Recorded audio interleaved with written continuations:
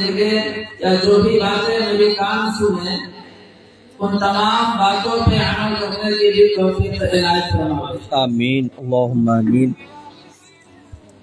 میرے محترم، میں نے قرآن کریم کی جس آیت کا ٹکڑا آپ کے سامنے پڑھا ہے، وَإِذِ ابْتَلَىٰ إِبْرَاهِيمَ رَبُّهُ بِكَلِمَاتٍ فَأَتَمَّهُنَّ، اس آیت کے ٹکڑے کے اندر اللہ تبارک و تعالی اپنے خلیل حضرت ابراہیم علیہ السلام کی آزمائشوں کا تذکرہ کیا ہے. اکثر و بیشتر آپ سنتے آئے ہوں گے کہ ابراہیم علیہ السلام نے اپنے لخت جگر کو ہی ذبح کرنے کے لیے مینا کے میدان میں لے گئے تھے. یہ آزمائش سب لوگ جانتے ہیں، لیکن کیا ابراہیم علیہ السلام کی آزمائش ایک ہی ہوئی تھی؟ اس کا علم نہیں ہے. مفسرین کرام نے حضرت ابراہیم علیہ السلام کی آزمائشوں کا تذکرہ جو کیا ہے، پوری زندگی میں کل 30 امتحان رب تعالیٰ نے لیا. حضرت ابراہیم علیہ السلام کا جو امتحان لیا گیا وہ کل 30 امتحان لیا گیا تھا، لیکن 30 امتحانوں میں سب سے بڑا جو امتحان لیا گیا وہ 4 ہے. سب سے بڑے آزمائش جو رب تعالیٰ نے حضرت ابراہیم کو جو لیا وہ 4 آزمائش لیا، اور بڑے 4 آزمائشوں میں سب سے پہلا جو بڑا آزمائش ہے وہ توحید کا ہے کہ اللہ تبارک و تعالیٰ نے حضرت ابراہیم سے کہا کہ اے ابراہیم، تم اپنے باپ کو توحید کی دعوت دو. جیسا کہ یہاں علماء کی مجلس بھی ہے اور آپ لوگ یہ سنے بھی ہوں گے کہ حضرت ابراہیم علیہ السلام کے والد کا نام آزر ہے. عربی زبان میں اور عرب کے اندر چچا کو بھی باپ کہا جاتا ہے. چچا کو بھی باپ کہا جاتا ہے. قرآن کے اندر آزر کا لفظ آیا ہے، یہ چچا سے ہی ابراہیم علیہ السلام کو انتخاب کیا گیا، لیکن حقیقت میں ابراہیم علیہ السلام کے باپ کا نام آزر نہیں ہے. ابراہیم علیہ السلام کے باپ کا نام تاریخ ہے. یہ تاریخ معرف القرآن کے اندر مفتی شفیع عثمانی صاحب علیہ الرحمہ نے اس کی تشریح کی ہے کہ ابراہیم علیہ السلام کے حقیقی والد کا نام تاریخ ہے اور چچا کا نام آزر ہے. اور بتوں کی جو بناوٹ کیا کرتے تھے، بناتے تھے بتوں کو بنانے والے، بتوں کو پرستش کرنے والے اور بتوں کو بازار میں جا کے فروخت کرنے والے یہ آزر تھے. توحید کی دعوت کے بارے میں جو بات آئی ہے، اللہ تبارک و تعالیٰ نے اپنے خلیل سے کہا کہ تم اپنے والد کے پاس جاؤ اور جانے کے بعد وہاں توحید کی دعوت دو. چنانچہ ابراہیم علیہ السلام نے جیسے ہی اپنے والد محترم کو توحید کی دعوت دی، والد محترم سے مراد آزر، ان کو توحید کی دعوت دی، اور توحید کی دعوت دینے کے بعد ابراہیم علیہ السلام کے والد نے فوراً ان کو بیعت کیا اور کہا ابراہیم، تم میرے نطفے سے تیری ولادت ہوئی ہے، تم میرے بچے ہو، تم کو اگر اس قبیلے کے اندر رہنا ہے، تم کو اگر اس سماج کے اندر رہنا ہے، تم کو اگر اس محلے کے اندر رہنا ہے تو میرے نقش قدم پہ تم کو چلنا ہوگا. جس کی پوجا میں کرتا ہوں تم کو بھی پوجا کرنا ہوگا، جس کی پرستش میں کرتا ہوں اس کی پرستش تم کو کرنا ہوگا. اگر تم میری عبادت کرنے کی جگہ کو یا میری معبودوں کو بائیکاٹ کرتے ہو، تم اگر میری عبادت خانے میں جا کر کے میری معبودوں کی اعتراض کرتے ہو تو اپنے کان کھول کر کے سن لو، تم ابھی اسی وقت میرے گھر سے جدا ہوگا. کس نے کہا؟ کہ ان کے باپ نے کہا کہ تم ابھی اسی وقت میرے گھر سے میرے علاقے سے جدا ہو جاؤ، یہاں سے دفع ہو جاؤ، بھاگ جاؤ۔ ابراہیم علیہ السلام کا دل کے اندر تھوڑا سا چوٹ تو لگتی ہے، تھوڑا احساس تو ہوتا ہے کہ میرے ہی والد محترم، میرے ہی چچا جان اپنے ہی گھر سے مجھے بے گھر کر رہے ہیں، اپنے ہی گھر سے مجھے بے دخل کیا جا رہا ہے، صرف ایک وجہ سے، توحید کی دعوت دینے کی وجہ سے۔ تاریخ گواہ ہے کہ جب ابراہیم علیہ السلام اگر شرک سے سمجھوتا کر لیتے، ابراہیم علیہ السلام اپنے چچا کی باتوں سے سمجھوتا کر لیتے، تو تاریخ گواہ ہے آج ہم اور آپ ایمان والے بھی نہیں ہوتے، کیونکہ شرک سے سمجھوتا کرنا گویا سے اللہ سے ٹکر لینے کی بات ہے۔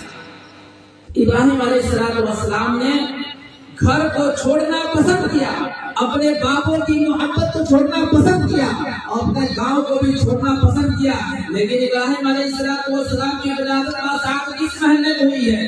ابراہیم علیہ السلام کی ولادت باساعت کس شہر میں ہوا تھا یا کس ملک میں ہوا تھا؟ وہ عراق کی سرزمین ہے۔ عراق کی سرزمین پہ ابراہیم علیہ السلام کی ولادت باساعت ہوئی ہے، اور وہاں سے ہی ابراہیم علیہ السلام کو گھر سے بے دخل کیا گیا، ابراہیم علیہ السلام کو مجبور کیا گیا کہ تم یہاں سے چلے جاؤ۔ گویا کہ چلے، بڑے آزمائش کا تذکرہ میں کر رہا ہوں۔ وہاں سے ابراہیم علیہ السلام عراق کو چھوڑ کر کے مصر تشریف لے گئے۔ مصر جانے کے بعد ایک آزمائش ہو گئی کہ باپ کی بات نہ ماننے کی وجہ سے باپ نے فوراً اپنے ہی بیٹے کو، اپنے ہی بھتیجے کو گھر سے بے دخل کر دیا گیا، کچھ بھی نہ دیا گیا، بھگا دیا گیا۔ ابراہیم علیہ السلام بھاگ گئے، لیکن باپ کی باتوں کو نہیں مانا، چچا کی باتوں کو نہیں مانا۔ اس لیے نہیں مانا کہ اگر میں ان کی باتوں کو تسلیم کر لیتا ہوں، اگر میں ان کی باتوں کو مان لیتا ہوں، میں یقیناً ان کی بات کو ماننا، ان کی باتوں کو تسلیم کرنا مجھے جہنم کے گڑھوں میں پھینکنا پڑے گا۔ چلے گئے۔ مصر جانے کے بعد اس وقت جس وقت ابراہیم علیہ السلام مصر کی سرزمین پہ پہنچے تو وہاں کے بادشاہ نمرود تھا۔ وہاں کا بادشاہ کون تھا؟ نمرود۔ اور نمرود اپنے آپ کو خدا سمجھتا تھا، اپنے آپ کو خالق سمجھتا تھا، اور مصر کے اندر جتنے بھی رہنے والے لوگ تھے، جو لوگ بھی تھے، جس قبیلے سے بھی تعلق رکھنے والا ہو، سبوں پہ اس کا حکومت چلتا تھا۔ اور ایک قانون انہوں نے نافذ کیا تھا کہ جو لوگ بھی جس اعتبار سے بھی کاروبار کرتے ہیں، خواہ زراعت کے نام سے ہو یا تجارت کے نام سے ہو، جس اعتبار سے بھی کاروبار کرتے ہیں، سب لوگ اپنے کھیتوں سے غلہ جو اگائے گا، اگانے کے بعد سارے اناج کو میرے دربار میں لا کر اکٹھا کرے گا۔ یہ نمرود کا قانون تھا، سب لوگ اناج کو لا کر کے میرے دربار میں اکٹھا کرے گا۔ تجارت جو لوگ بھی کرتے ہیں، تجارت سے جتنا منافع ہوگا، سارے منافع کا رقم میرے دربار میں لا کر کے جمع کرنا ہوگا، اور جمع کرنے کے بعد اسی شخص کو اپنے مال میں سے مال میں دوں گا جو آدمی میرے سامنے سر کو جھکائے گا، جو آدمی میرے سامنے سر کو جھکائے گا۔ یہ تعجب خیز بات ہے، انسان خود محنت کر کے کمایا، خواہ کھیتی کر کے ہو یا کاروبار کر کے ہو، کمایا، اور کمانے کے بعد وہ انسان ایک روٹی نہیں کھا سکتا۔ بادشاہ وقت کی اجازت کے بغیر وہ انسان ایک روٹی نہیں کھا سکتا، ایک روپیہ بھی اپنے اوپر خرچ نہیں کر سکتا، کیوں؟ قانون کا سارا مال وہ اکٹھا کر دیا، اور اکٹھا کر دینے کے بعد اس کے سامنے ہاتھ جوڑ کر کے سر کو ٹیکتا تھا، اور سر ٹیکنے کے بعد نمرود کہتا تھا، ہاں یہ میرا وفادار بندہ ہے، چلو اس کو کھانے کے لیے بھیجو۔ بہت ضرورت یہ نہیں کہ اگر آپ نے اناج اگایا 10 کنٹل یا 5 کنٹل، 500 کنٹل آپ نہیں دے سکتا، 200 کنٹل نہیں دے سکتا، بقدر ضرورت اس کو مال دے سکتا۔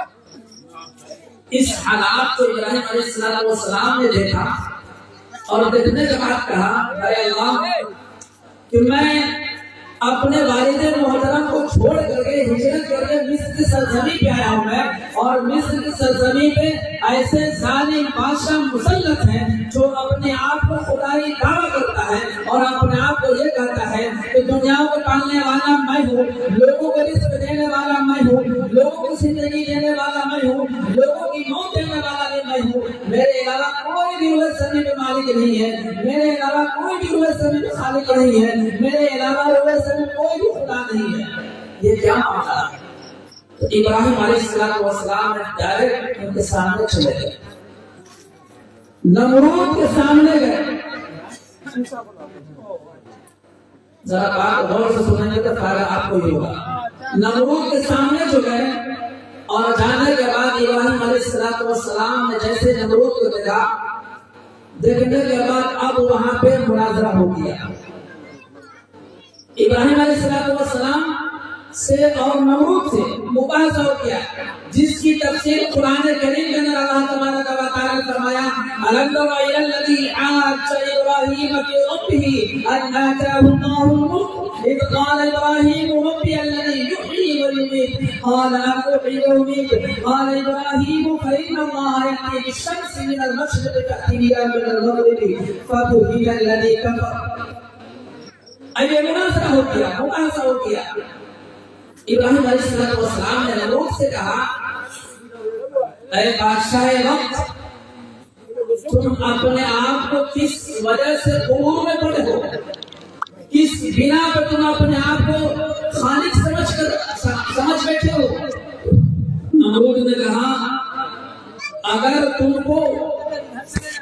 تم کو یہاں رہنا ہے، مصر کی سرزمین پہ تم کو اگر رہنا ہے تو مجھے خدا کہنا ہوگا۔ نمرود نے کہا مجھے خدا کہنا ہوگا۔